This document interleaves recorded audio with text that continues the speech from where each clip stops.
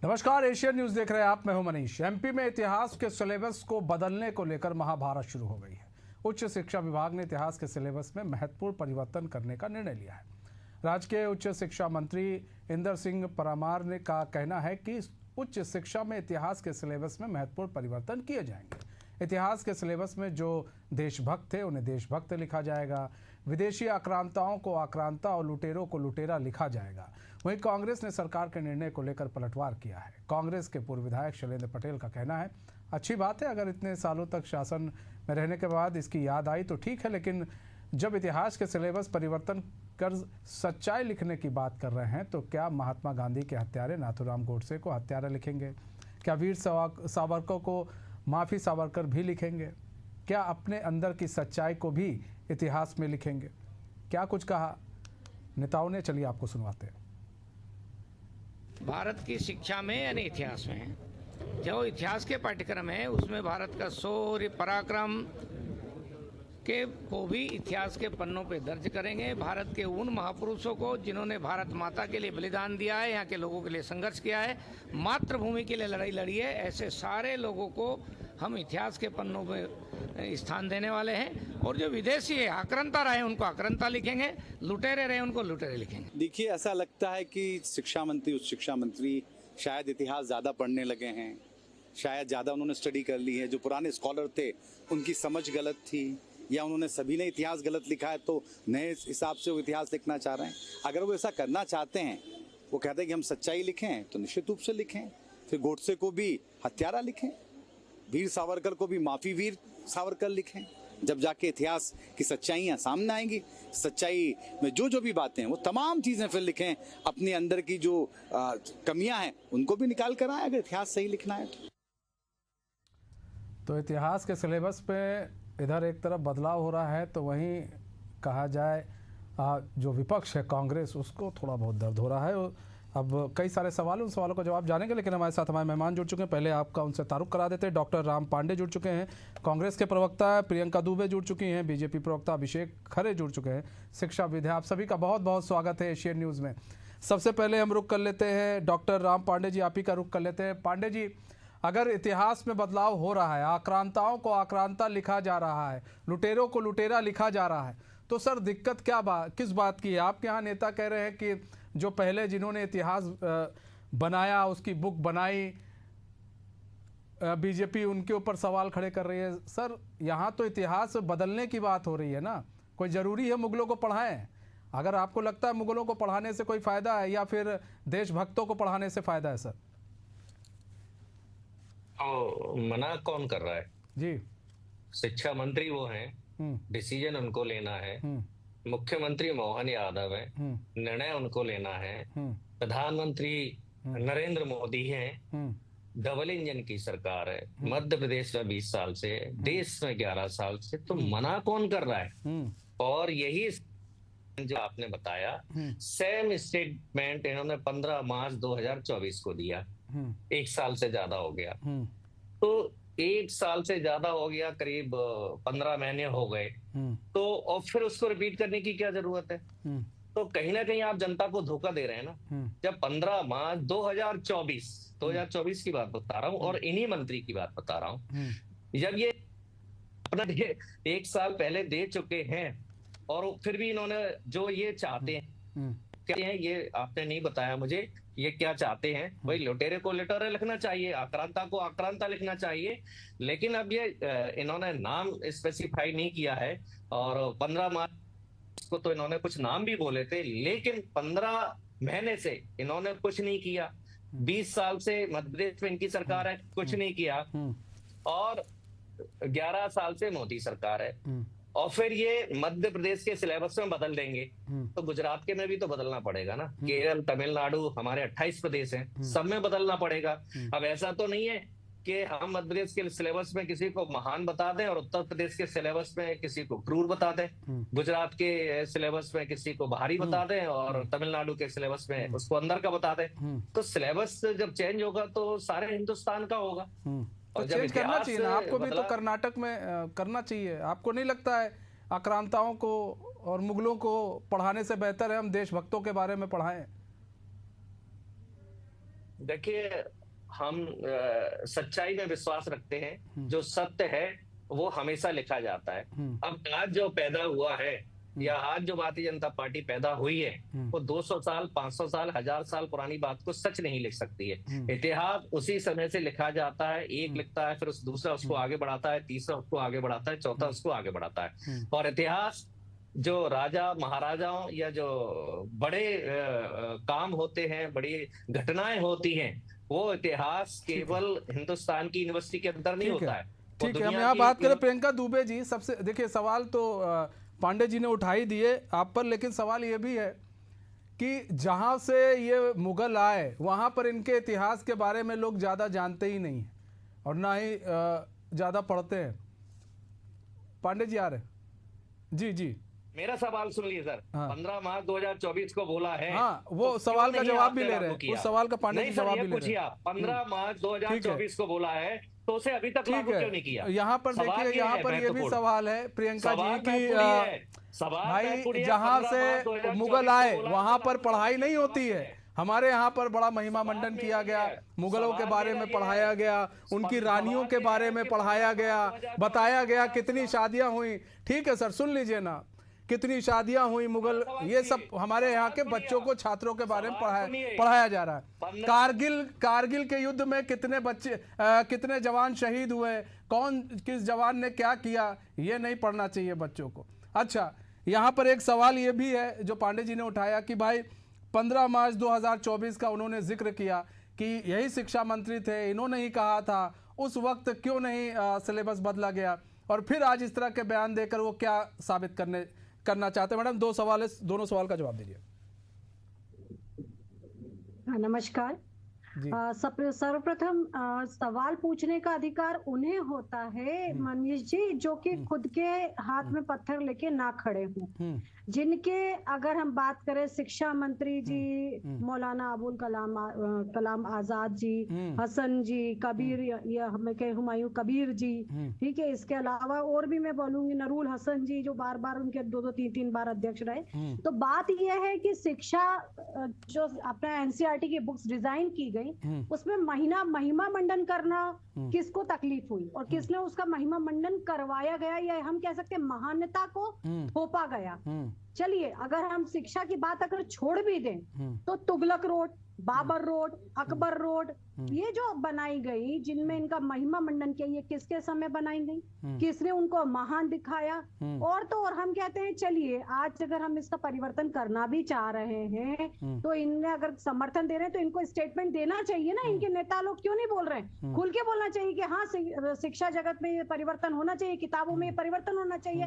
परंतु आप कल से लेके यहाँ तक ये बोल रहे, कौन मना कर रहा है? कौन मना कर, मना आप लोग करने की स्थिति में है ही नहीं। जनता ने आपको नकार दिया है। जब से आप लोगों ने बहुसंख्यक समाज की आस्थाओं को चोट पहुंचाना शुरू किया है, जनता ने आपको नकार दिया है। ये आप लोगों ने हमें जीत खैरात में नहीं दी है, हमने हासिल करी है संघर्ष करके, और आपके काले कारनामे सामने ला करके, जो घोटालों की सरकार है उसे उजागर करके आप लोगों ने जब प्रताड़ित कर दिया किसी हिंदू प्रतिष्ठानों को, नुकसान पहुंचाने वालों को जब आप लोगों ने प्रतिष्ठित, अगर हम बात करें, उनको सम्मानित करना शुरू किया, तो जनता ने आपको नकारना शुरू कर दिया। तो परिवर्तन तो हम करेंगे, परंतु इनका महिमा मंडन इन्होंने क्यों करा, इनको इस पे जवाब देना पड़ेगा, और जनता ही जवाब चाहती है।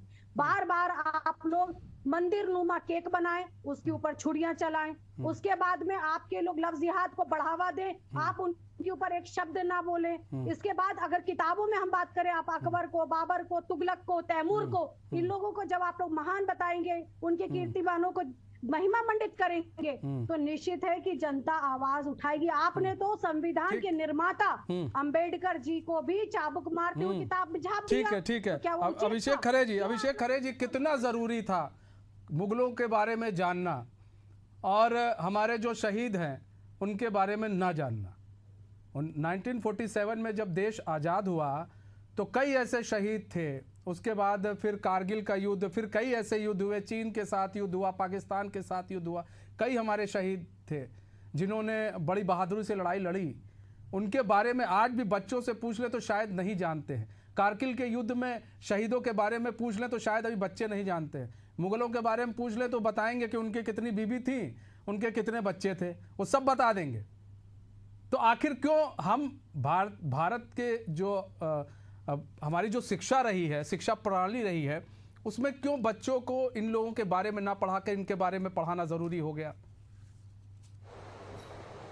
जी देखिए सर, ऐसा है कि अगर हम बात करें कि ये अपडेशन क्यों किया जा रहा है, पहले तो उसको समझें। जी देखिए, समय के साथ इतिहास में अपडेशन जरूरी है और सच बातें, सही बातें लाना जरूरी है। देखिए, हमारे यहाँ जो इतिहास लिखा गया है आमतौर पे वो कम्युनिस्टों के द्वारा लिखा गया माना जाता है और उसे काफी कुछ बैलेंस अप्रोच से लिखा गया है। लेकिन अब जब बीजेपी गवर्नमेंट आई है तो उन्होंने उसको स्पष्ट रूप से लिखने के प्रयास करना शुरू किए। देखिए, बैलेंस अप्रोच ऐसी होती है कि अगर हम औरंगजेब को, अकबर को और अलाउद्दीन खिलजी को एक साथ नहीं रख सकते। उन्होंने अत्याचार किया, बाबर ने अत्याचार किया, तो उसको हमें स्पष्ट रूप से जनता को बताना होगा। और अब हम जिस पीढ़ी की बात कर रहे हैं ये इतनी मैच्योर है कि इसे सच्चाई बताना आवश्यक है और सच्चाई लिखना भी आवश्यक है। देखिए, अगर हम बात करें, अगर प्रमुख रूप से हम मध्यकाल की बात करें तो दो प्रमुख राजवंश हैं, जो एक सल्तनत काल है, एक मुगल काल। सल्तनत काल की शुरुआत से लेकर जब उन्होंने भारत में धीरे धीरे अपना प्रभाव आरंभ किया था फैलाना, तो उस समय उन्होंने बहुत सारे क्रूर अत्याचार किए। विशेष तौर पे अलाउद्दीन खिलजी ने तो उत्तर भारत से लेकर दक्षिण भारत तक अत्याचार किए। उनके जो सेनापति थे मलिक कफूर, उन्होंने भी बहुत सारे अत्याचार किए। तो वो सामने आना जरूरी है। इसी तरह बाद में मुगल काल में औरंगजेब ने बहुत सारे अत्याचार किए, तो क्यों नहीं आए? इवन शाहजहां, इवन जहांगीर, इनके भी अत्याचार, तो इनकी बातों को सामने आना जरूरी है। और अगर हम बात करें अब अगर अकबर की भी, तो अकबर को आमतौर पर हम बताते हैं कि अकबर सहिष्णु थे, लेकिन वो शुरू में सहिष्णु नहीं थे। अकबर बाद में सहिष्णु बने हैं, शुरू में नहीं थे, लेकिन धीरे धीरे। तो जो इस इतिहास की सच्चाइयां हैं, मुगल काल में जो गलत चीजें की गई हैं, वो सामने आना अत्यंत आवश्यक है। तो मेरा यह कहना है कि इतिहास लिखा जाना चाहिए। और अच्छा, ये समय की भी मांग है। देखिए, जो हमारा नया न्यू एजुकेशन पॉलिसी 2020 है, न्यू एजुकेशन जो फ्रेमवर्क है 2023, उसके अकॉर्डिंग इसके साथ हमारी जो नॉलेज सिस्टम शुरू किया, भारतीय ज्ञान परंपरा हमने शुरू की है, उसके अकॉर्डिंग ये सच बातें, सही बातों को जनता तक सामने आना जरूरी है। जो किए गए हैं काम, जो मुगलों ने किए, जो आक्रांता थे उन्होंने किए, वो सामने आना जरूरी है। इसके साथ साथ जो अच्छे काम हुए उन्हें भी हाईलाइट करना जरूरी है। हाईलाइट करना जरूरी है। कोई भी देश जब तक अपने इतिहास से नहीं सीखेगा आगे कैसे बढ़ेगा? ठीक है, यहाँ पर बात करें पांडे जी, यहाँ पर तो कहा जा रहा है कि भाई वो एक वोट बैंक की राजनीति के लिए आप लोग जो है इस ओर खड़े नहीं हैं। अभी हम देखिए, एक छोटी सी बात करें, खुदीराम बोस के बारे में कितने लोग जानते होंगे? 18 साल की उम्र में उनको फांसी हो गई थी सर। उनके बारे में कितने लोग जानते हैं, कितने बच्चे जानते हैं, कितने स्टूडेंट जानते हैं? ब्रिटिशों से लड़ाई करते करते उन्होंने क्या खो दिया। ऐसे में हमारे साथ वीर अब्दुल हमीद रहे, कितने लोग जानते हैं? मैं तो कई लोगों से मिलता हूँ, बातचीत होती है जब युवाओं से, तो वो भी नहीं जानते हैं। एक बार उनको गूगल करना पड़ता है सर। तो बहुत सारी चीज़ें हैं, लेकिन आप लोगों एक वोट बैंक को खुश करने के लिए आप लोग फिर एक पूर्ण रूप से फिर विपक्ष की तरह आ जाते हैं। अगर चीज़ें अच्छी हों तो आपको भी कहना चाहिए, नहीं जी, अगर आप अलाउद्दीन खिलजी को हटा रहे हैं तो आप औरंगजेब को भी हटाइए, औरंगजेब को भी हटा रहे हैं तो अकबर को भी हटाइए। इन लोग की पढ़ाई नहीं होनी चाहिए। क्यों पढ़े हमारे बच्चे? देखिए, ये राजनीति कौन कर रहा है? मेरी 10 में से 9 डिबेट हिंदू मुस्लिम पर ही होती है 2014 के बाद से विशेषकर। तो हिंदू मुस्लिम की राजनीति कौन कर रहा है? बीजेपी कर रही है या हम कर रहे हैं? ये इस बात का प्रमाण है कि हर चैनल पर हिंदू मुस्लिम डिबेट ही चलती हुई दिखाई देती है। बेरोजगारी, महंगाई, इन पर चर्चा नहीं होती है, भ्रष्टाचार पर चर्चा नहीं होती है, और सच्चाई होती है। हम इतिहास की बात करें तो यदि आज हम कहें कि भारत की राजधानी दिल्ली है, तो है। अब उसमें अकबर हो या औरंगजेब हो या महाराणा प्रताप हो या शिवाजी हो, जो सच है वो सबके सामने सर, आप महाराणा प्रताप शिवाजी की तुलना नहीं ना कर सकते औरंगजेब से। ठीक है, सच है तो सच यही है। महाराणा प्रताप और शिवाजी की तुलना आप उनसे नहीं कर सकते ना। अरे जब शोले फिल्म बनती है तो गब्बर सिंह का भी नाम आता है ना। महात्मा गांधी जी की हत्या होती है तो गॉडसे का नाम आता है। तो राम की जब बात होती है तो रावण का भी नाम आता है। तो जब महाराणा प्रताप जी की बात होगी तो अकबर का नाम आएगा, शिवाजी की बात होगी तो औरंगजेब का नाम आएगा। महिमा मंडन क्यों तो किया नाम गया जुड़े सर? हुए हैं। बहुत सारे बुकों में उनके महिमा मंडन भी है, तो क्यों है? हम ये थोड़ा समझना चाहेंगे। जी जी, अब आपको पता नहीं क्यों बुरा लग रहा है। शिवाजी का आपने महिमा मंडन किया, आपको बुरा लग रहा है? नहीं, हमें तो आपने शिवाजी का महिमा करिए मंडन सर, किया। हम तो चाहते हैं आप कीजिए, सुभाष चंद्र लेकिन बोस- आप लोग करते नहीं है ना। बात तो ये है, आप लोगों को तो अरे, बॉम्बे अलाउद्दीन आप खिलजी कभी ज्यादा बॉम्बे अच्छे लगते जाए- हैं। जी, आप कभी बॉम्बे जाएं तो जब वहां एयरपोर्ट पे उतरेंगे तो छत्रपति शिवाजी के नाम पर वहां एयरपोर्ट बनाया है कांग्रेस ने। जो दुनिया का शानदार एयरपोर्ट है वो छत्रपति शिवाजी के नाम से ही है। सरदार वल्लभ भाई पटेल के नाम से स्टेडियम बनाया था गुजरात में, जिसका नाम बदलकर नरेंद्र मोदी स्टेडियम कर दिया गया है। ठीक है, जो भी है, भगत सिंह के लोगों ने नहीं पढ़ा, मंगल पांडे के बारे में लोगों नहीं पढ़ा, खुदीराम बोस के बारे में नहीं पढ़ा। अब मध्य प्रदेश में जो 6वीं पास बच्चे हैं उनको 10 का पढ़ा नहीं आता। लेकिन सर बात तो यही है ना, नहीं जी, इसमें थोड़ा समझना पड़ेगा डॉक्टर राम पांडे जी। पढ़ा तो सब चीज, भगत सिंह के बारे में भी पढ़ा होगा, सुभाष चंद्र बोस के भी बारे में पढ़ा होगा, लेकिन बताइए ना, अगर शायद मैं गलत नहीं हूं तो हम यहाँ पर देखिए प्रियंका दुबे जी भी हैं, अभिषेक खरे जी भी हैं। ये बताइए, जितना गांधी जी को सम्मान दिया गया सुभाष चंद्र बोस को लेकर, या फिर और भी जितने हमारे शहीद हुए उनको लेकर कितना सम्मान है? आप लोग कितना फूल माला चढ़ाते हैं सर, हमको बताइएगा। अगर मैं गलत नहीं हूं तो सर आप बताइए। सबका सम्मान है, किसको सम्मान नहीं दिया? क्या पंडित जवाहरलाल नेहरू जी को सम्मान नहीं दिया? सर वो तो आपके नेता है, पंडित जवाहरलाल नेहरू को तो आप सम्मान देंगे ही ना। आप तो इंदिरा गांधी को भी सम्मान देंगे, है ना? अब आप नरेंद्र मोदी को सम्मान देंगे नहीं, वो तो आप उनको सम्मान देंगे। मैंने भगत सिंह की बात की, भगत सिंह से आप उनकी तुलना नहीं कर सकते ना। जी, हाँ। भगत सिंह का नाम आपको किसने बताया? कांग्रेस ने ही बताया ना। बीजेपी तो तब थी नहीं ना। मंगल पांडे का नाम किसने सर बताया? कांग्रेस ने नहीं बताया सर, ये कहाँ है सर? किसने बताया? ठीक है, प्रियंका दुबे जी, कांग्रेस ने हमें भगत सिंह का नाम बताया। मैंने तो पढ़ाई की है, मैंने 5 यूनिवर्सिटी में पढ़ाई की है, इसलिए मुझे पता है। मैंने सारा इतिहास अपने स्कूल में पढ़ा है, कॉलेज में पढ़ा है जी।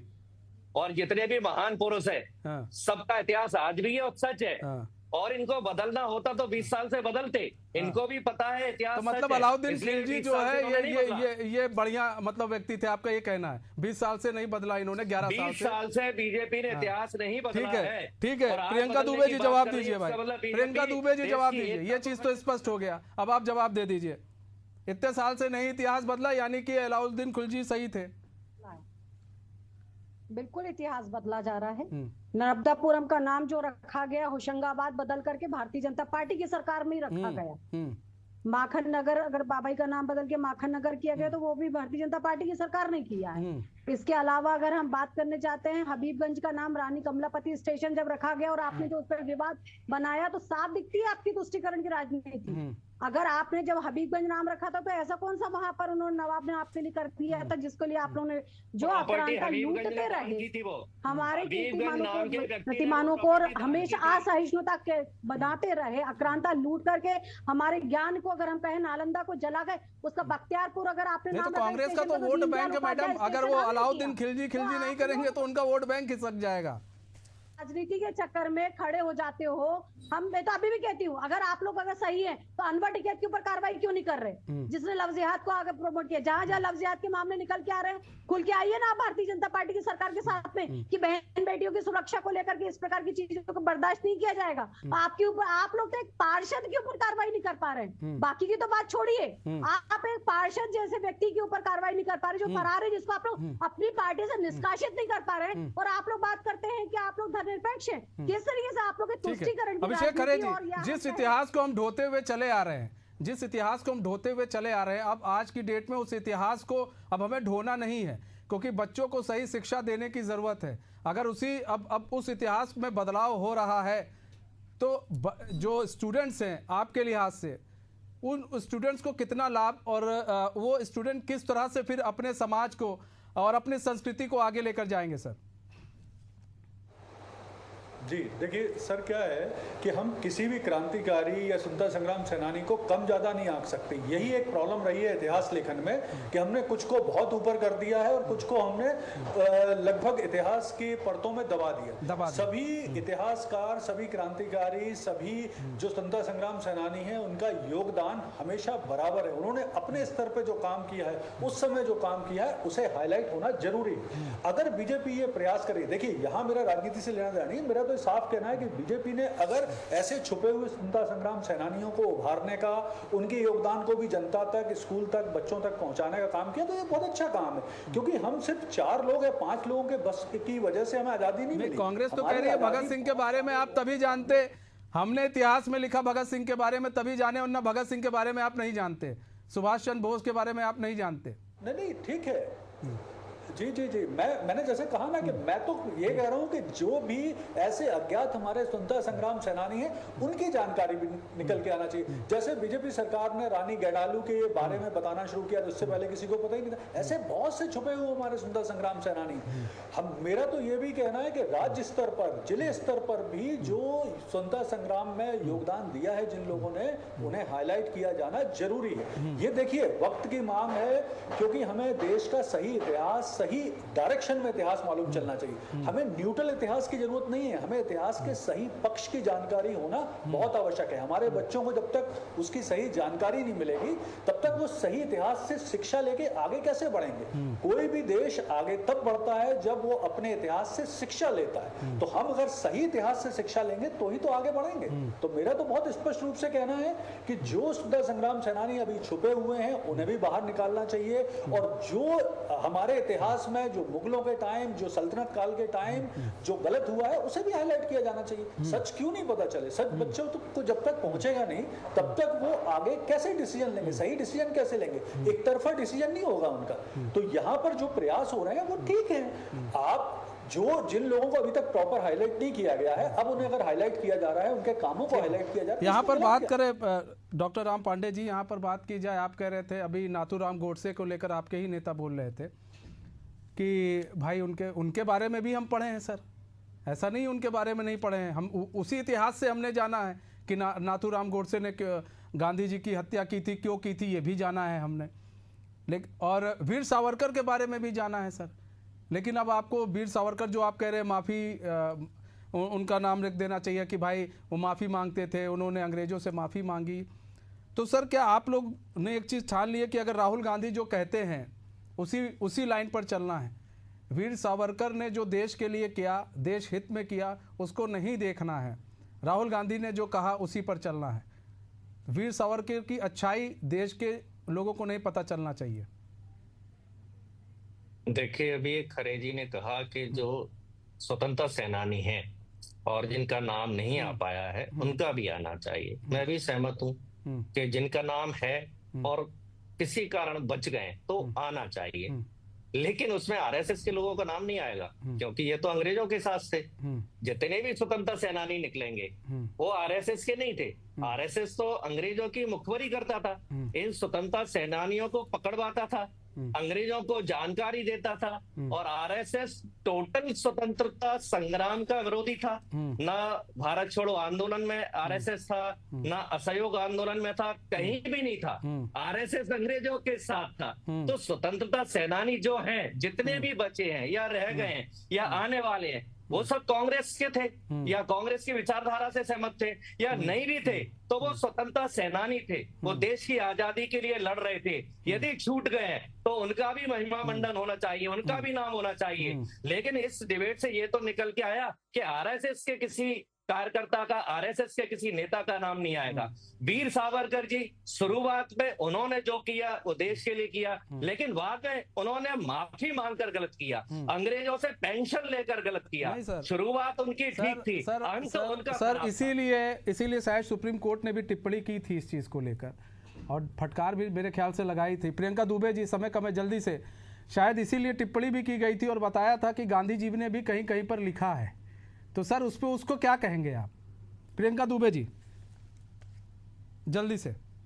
कांग्रेस पार्टी सिवाय तुष्टीकरण की राजनीति के और कुछ नहीं कर पाई है। इन्हें हमेशा हर जगह पर भारत को कलंकित करने के लिए, या अगर हम कहें भारत की जो हमारी गौरव गाथा है उसको गाने में समस्या रही है, इसलिए उन्होंने कभी ना अहिल्या के जीवन चरित्र को पाठ्यक्रम में रखा और ना कभी राजा भभूत सिंह के बारे में इन्होंने कभी चर्चा करना बेहतर समझा। अगर ये बेहतर समझते तो रानी अहिल्याबाई भी हमारे पाठ्यक्रम में नजर आ रही होती। राणा ही है उस पर थोड़ा ये आरएसएस को लेकर कह रहे हैं, लेकिन 1942 में ही सत्याग्रह में संघ की भूमिका की महात्मा गांधी ने तारीफ की थी सर।